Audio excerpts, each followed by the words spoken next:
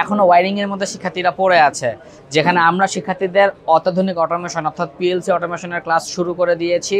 আপনারা দয়া করে পিএলসি ডিএফডি এইচএমআই এর ক্লাসগুলো শুরু করুন, কারণ আর মাত্র 1 মাস সময় আছে। আপনারা যে সমস্ত প্রতিষ্ঠানে কাজ শিখছেন তাদেরকে বলুন আমাদের কবে থেকে পিএলসি ডিএফডি এইচএমআই এর ক্লাস শুরু করানো হবে। আসসালামু আলাইকুম।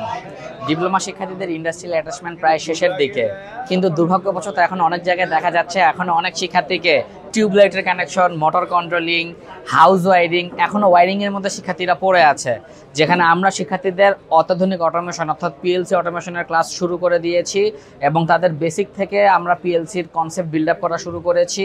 প্রত্যেকজনকে ল্যাপটপ দিয়ে দেওয়ার চেষ্টা করেছি আমরা এবং প্রত্যেকজনের সাথে রেখেছি ট্রেনার, যারা তাদেরকে সফটওয়্যারের ইন্টারফেস, কোন জায়গায় ক্লিক দিলে কি হবে সবকিছু ধরে ধরে বুঝিয়ে দিচ্ছে। তো আমি এখনো সমস্ত শিক্ষার্থীকে অনুরোধ করব, যারা এখনো পিএলসি প্রোগ্রামিং শুরু করেননি বা যে সমস্ত প্রতিষ্ঠানে এখনো শুরু করানো হয়নি, আপনারা দয়া করে পিএলসি ডিএফডি এইচএমআই এর ক্লাসগুলো শুরু করুন, কারণ আর মাত্র 1 মাস সময় আছে। এই সময় চলে গেলে PLC ডিএফডি HMI, servo, Modbus, প্রফিনেট, electrical CAD, এতগুলো অ্যাডভান্স লেভেলের অটোমেশনের কোর্স আপনি 15-20 দিনে কখনোই শেষ করতে পারবেন না।